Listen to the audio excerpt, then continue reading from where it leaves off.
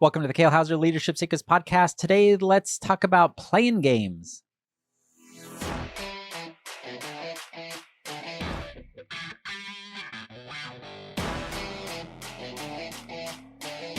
Hello, everybody, and welcome back to the Kale Houser Leadership Secrets podcast. My name is Kale Houser. I appreciate you joining me today, this evening, this afternoon, this morning, whenever it is that you happen to be listening to this.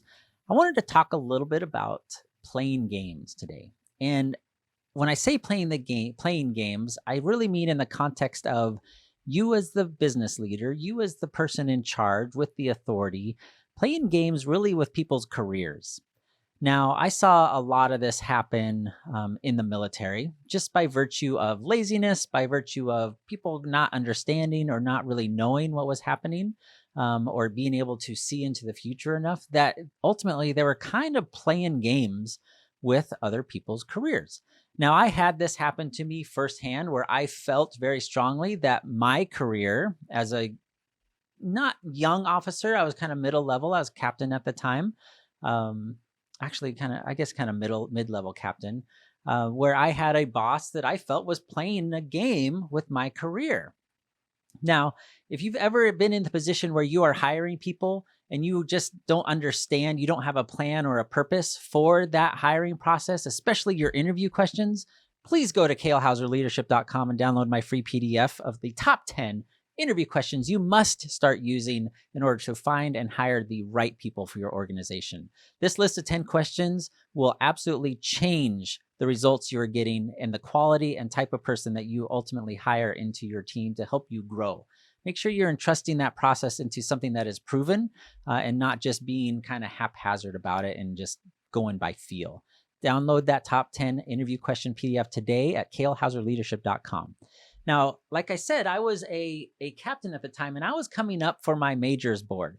In the military and in the Air Force specifically, as you were coming into your captain and going to a majors board, it was an actual board, a selection board versus just an automatic time promotion. Now, to be fair, it was like a 98% selection board, but there was still a possibility, and you kind of never really knew what the personnel center people were going to do of how many people they were going to actually promote or not, because it always changed depending on, economy and hiring and, all kinds of different factors. So you just never really knew. And part of this process was they took your last, I want to say it was maybe 4 or 5 OPRs, which is our officer performance reports, and those were your top ones.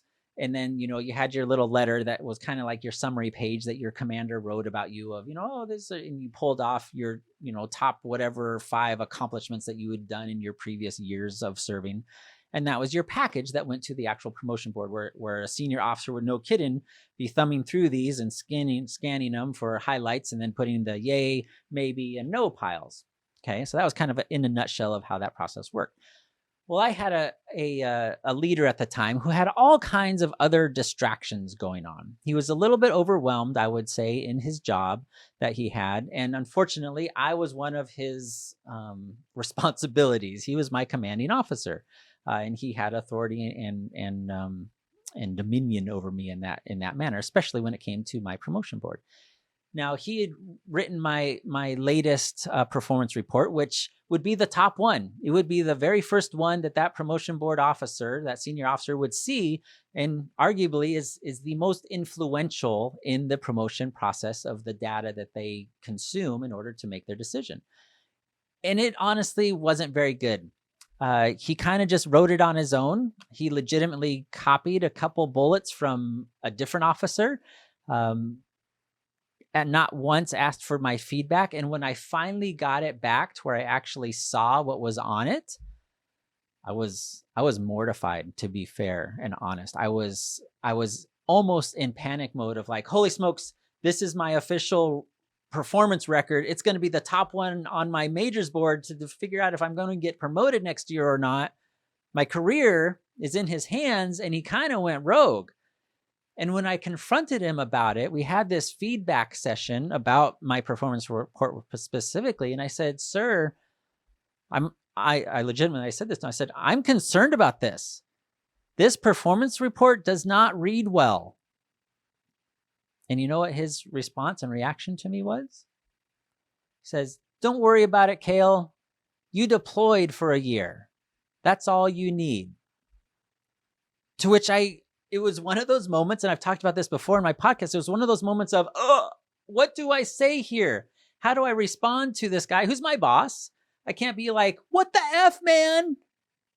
You have to be a little bit more political in nature in your response. And I'm like, are you serious? And he's like, yeah, don't worry about it. And it was the end of discussion. So what he was telling me was the entirety of my promotion to 04 to a major in the Air Force, and thus the continuation of my career, was entirely based on what I had done as a lieutenant years previous, and that I had done this year-long deployment to Afghanistan. To which I'm going, if the promotion board officers even saw that, dug that deep into my record, would that matter? Because just like anything else, it's a what have you done for me lately type of a culture. Like, cool, you deployed, awesome, but you didn't deploy last year. You didn't deploy the year before that. You deployed like 4 years previous at this point. And it was one of those moments in reflecting in hindsight, he was playing a game. Now, it wasn't, I don't believe, it wasn't intentional. He wasn't out to get me. I do believe he thought I was a good troop and worthy of being promoted.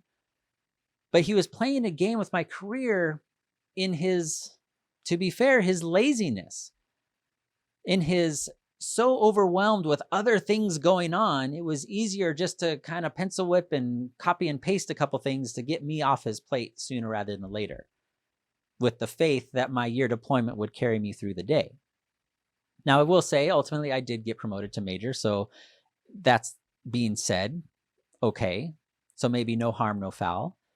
But the reality was he was rolling the dice on my paperwork and it going to the promotion board. He was relying solely on the pure high selection rate and promotion rate of everyone, instead of promoting me based on merit and making sure that my merits and accomplishments were appropriately identified. Now, if this is you, if you are at all in charge of promotions, of overall progression of your employees in your organization, when you do not have a plan, when you do not have a purpose, when you do not have a career path that not only you can see, but they can see, you're playing games with other people's careers because you're being whimsical in nature. When you don't have a plan, you are subject to all kinds of external influences. And that is no way to lead. That is no way to build an effective, efficient organization of people that actually want to be there. When they see, by your lack of planning, by your lack of purpose, by your lack of standards, then it becomes a feeling of, you're just playing games with their careers. And people don't like it when their bosses play games with their careers, especially if it's a job they enjoy. Now, don't get me started if it's a job they don't even really like to start with. When you add that aspect into it of a boss that shows disinterest, doesn't show a plan, doesn't show any interest in their progression or goals, then you're just a recipe for disaster. But I would strongly encourage you, ask yourself, analyze, ask other people, how are you playing games with the careers of your people if you're in that position to influence such things? So not discovering or encouraging their goals. That is another way that you play games with people's careers. Maybe not so directly, but in the form of you are not taking the time to connect. You're not taking the time to ground them to your organization by showing that interest and having a plan for them. Not having a formal, especially if you're a little bit larger organization, not having a formal plan of progression like, okay, hey, you're going to start over here, as a dishwasher, and then you're going to become a busboy, and then you're going to become a server, then you're going to become a bartender, then you're going to become a cook or, whatever, and then ultimately a store manager. Not having that progression laid out to show people what the possibility is, if that's what they want, in line with their goals, you're playing games with their career. And ultimately, people are just going to leave when they don't see a path, when they don't see something that is in line with their own goals. And it is your job as the leader to discover that and to match those things up. And if you can't match them up completely, at least make them so they're not in competition with each other. Remove yourself as the thorn by playing that game or playing those games with lack of this other activity, so you can create success and have successful teams. So yeah, stop being whimsical in your planning. Stop being whimsical in who you give promotions to. Because again, if you're just kind of like, oh, hey, you did a great job last week, here's this promotion, and other people see that, then they start to realize there's no plan. This guy, this leader, has no targets that they're working purposely for. Everything's just kind of haphazard. And if I happen to be the sunshine boy or the sunshine girl that day, maybe I'll get a promotion. But if I'm not, oh well, tough luck, no matter how hard you work or the accomplishments that you do, right? Does that make sense? So your job as the leader is to have that plan, to show that pathway for your people, and stop playing games with others' careers, okay? And once you do, you will find that people pay you back in kind. They will be purposeful in how they return that courtesy to you, and they'll stop playing games with you. See how that works? All right, everybody. I hope you're having a fantastic day. I hope this was beneficial. As nothing else, as kind of an awakening of, yeah, man, just by my lack of engagement, I can see how I'm playing games with people, and ultimately they kind of don't appreciate it. And you may be seeing that manifesting physically, emotionally in your culture.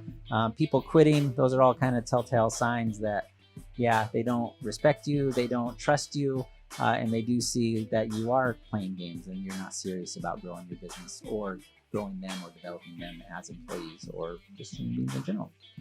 All right, everybody, have a fantastic afternoon, no matter where you're at in the world. Bye.